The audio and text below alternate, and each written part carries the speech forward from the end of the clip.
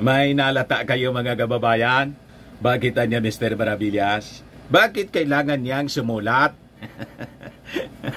sa DOJ? Di ba best friend sila ng ating Pangulong BBM? BBM!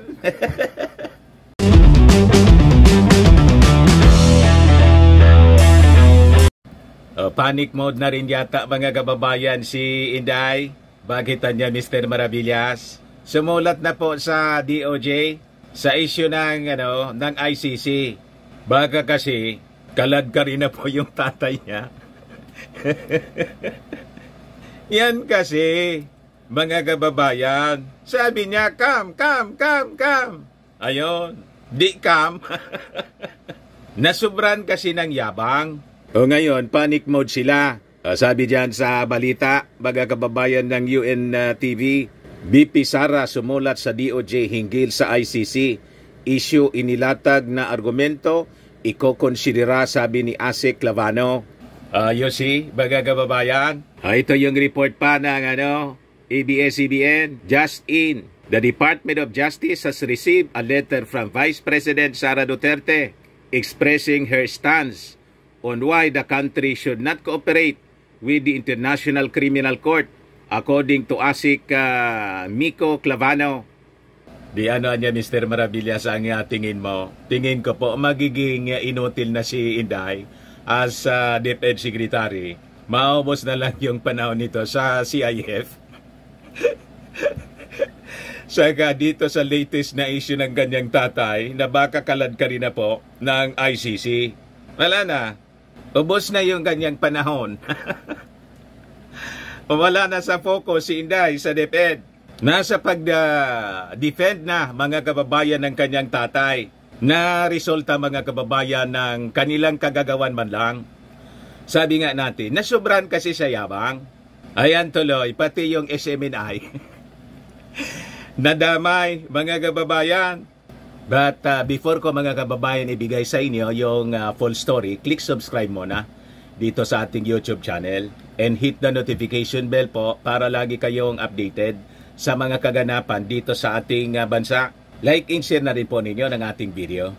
At wag na rin po ninyo na skip yung ating mga commercial ads para tuloy-tuloy lang ang pag-unlad ng bagong Pilipinas. Sa mga naghahanap pala po ng malinis and spacious fitness gym, bumisita lang po kayo sa aming Colossal Fitness Gym.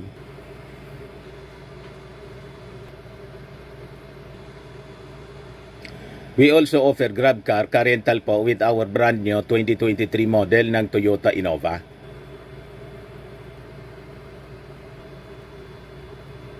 We also accept booking for those who are planning to travel via PAL, Cebu Pacific and other airline companies, local and international, and bills payment po for Meralco bills, PLDT, etc.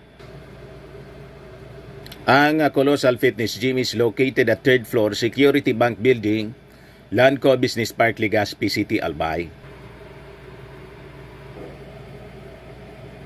For inquiries, look for Jilon Maravillas. Contact number 0966-802-0949.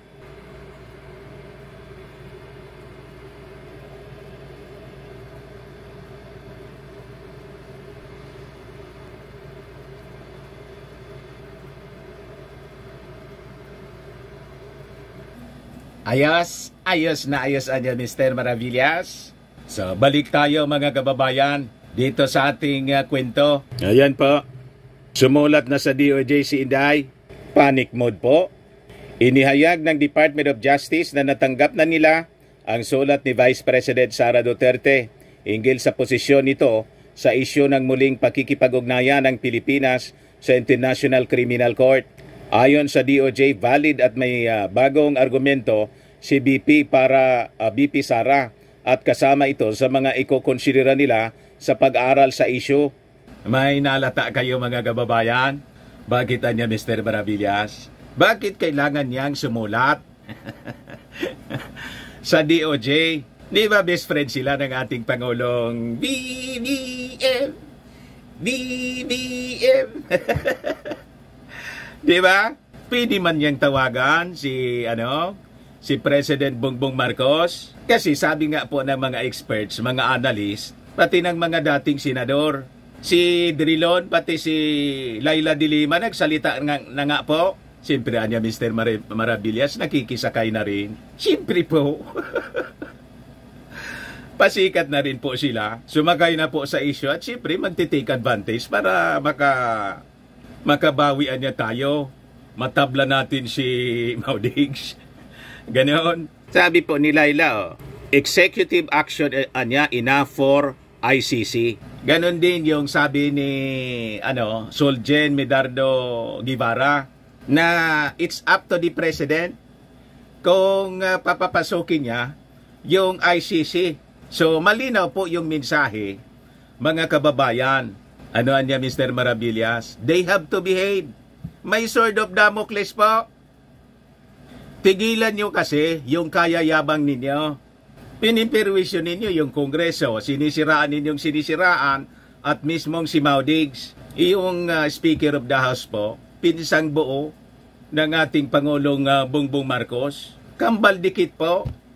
Ayaan ba yon ng ating Pangulong Bongbong na yung kanyang pinsan ay ginigiba ninyo? Malinaw mga DDS, mga minions ni Maudigs at Inday, di ba ninyo nababasa yung mensahe? Sabi ni Drilon, Marcos Jr. can decide on rejoining ICC without Senate approval. Former Senate President Franklin Drilon believes President Ferdinand Marcos Jr. can unilaterally decide on rejoining the International Criminal Court, citing former President Rodrigo Duterte's withdrawal from the Visiting Forces Agreement as a precedent. Drilon argues that since Duterte's withdrawal notice was ultimately revoked and the VFA remains in effect, rejoining anya the ICC can similarly be done through an executive action by Marcos. Tanggapin na ninyo kasi na yung ating Pangulong Bongbong Marcos ay strong leader. Gusto ninyong kamutihin eh. O ngayon, pag hindi kayo tumino, may sword of Damocles. Bibitawan yung sword. Di ba? Hindi ninyo nababasa ang direksyon. Bakit niya Mr. Maravillas hindi makadirekta si Inday kay President Bongbong Marcos? Di ba mag-best friend sila? At unity team? Iwan ko po. Wala akong inside story kung bakit kailangan niyang sumulat sa DOJ na pwede man niyang kausapin yung ating Pangulong Bongbong. Baka niya Mr. Maravillas nahihiya dahil sa kanyang mga ginawang pagtantrums at pag-i-snub kay Martin Romualdez na pinsang buo ng ating Pangulo. Malamang po, siyempre mahihiya siya kasi siya po yung may kasalanan ng lahat ng ito. Yung kampo po nila, nagsimula po ito mga kababayan doon sa Tambaloslos issue. Nag-attempt ang kampo ni Hilo Garci na best friend ni Inday, yung The Platters po, member ng The Platters, gustong ikodita si Martin Romualdez. So doon nagsimula ito mga kababayan. Ipagkinodita po si Martin Romualdez at stake po yung mismong presidency. Di ba? Pag nangyari yon, hinayaan mga kababayan, malamang may mag-file ng impeachment against the president. At pag na-impeach yung presidente, tingin ninyo sino po ang beneficiary? Nagets ninyo mga kababayan? Kaya siyempre, kahit man po ako yung Pangulong Bongbong, hindi ko po ayaan ang ganitong mga paglalaro, nitong mga sinasabing ka-unity niya. Ka-unity, pagkatapos may daradalang punyal, sinasaksak yung kayo.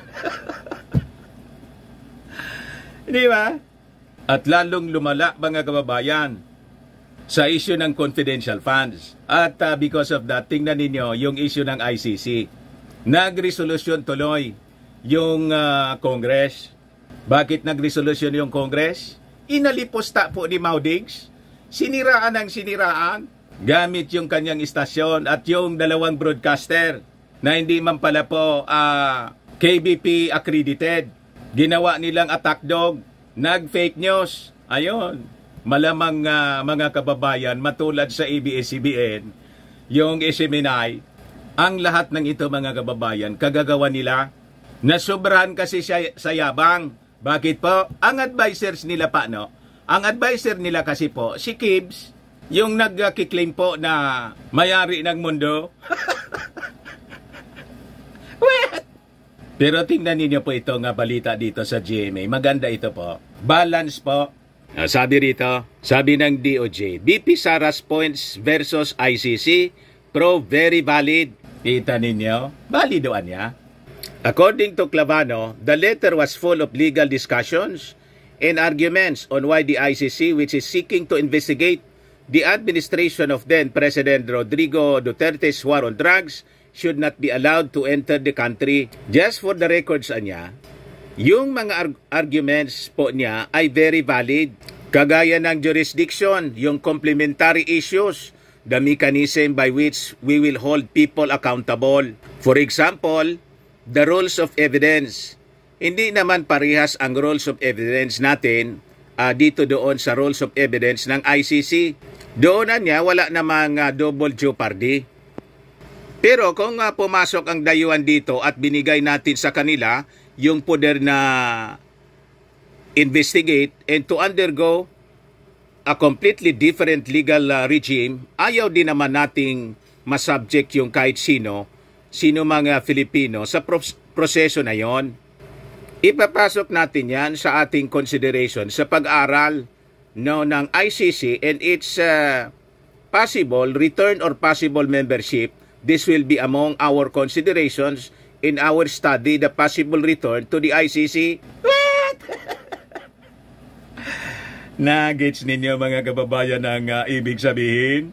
So sabi dyan mga kababayan, amid renewed calls from House lawmakers and Senator Risa Ontiveros on cooperation with the ICC, Vice President Duterte on Monday said that she would insist to the DOJ that the Philippine government should not cooperate with the international body. Clavano meanwhile said he was unaware if Justice Secretary Jesus Crispin Remulla had spoken with President Ferdinand Bongbong Marcos Jr. Siyempre, tungkol sa isyong ito mga kababayan. Pero sabi nga natin, forever BFF yung touring ng ating Pangulong Bongbong Marcos kay Inday. Di ba yun ang sinabi ng ating Pangulong Bongbong? Bakit hindi niya tawagan? Nahihiya ba siya dahil sa kagagawa ng kanyang tatay? Di ba? Ang punot dulo ng kanilang problema, sila mismo. Siya, si Inday, at ang kanyang tatay. Sumabog sa kanilang pagmumuka yung kanilang kagagawan at kayabangan. Ayaw kasi niya Mr. Maravillas manahimik. Yun nga po yung sinasabi natin. Pwede man sana na magpahinga na si Maudigs. Pinili niya na manggulo. You see, ginagatungan pa yung ating armed forces. Pagkatapos biglang deny. What? Di ba? Ayan man lang po, mga kababayan. Baka lang gusto ninyo po itong itry, Firmax Firming and Lifting Cream. Pinapahid po sa mga pulses in affected area. Mainam po sa paninigas ng mga kaso-kasuan. Ito naman po, Automax Radiant Serum. Sa mukha naman yung application. Anti-aging po siya. You will look 10 years younger than your age.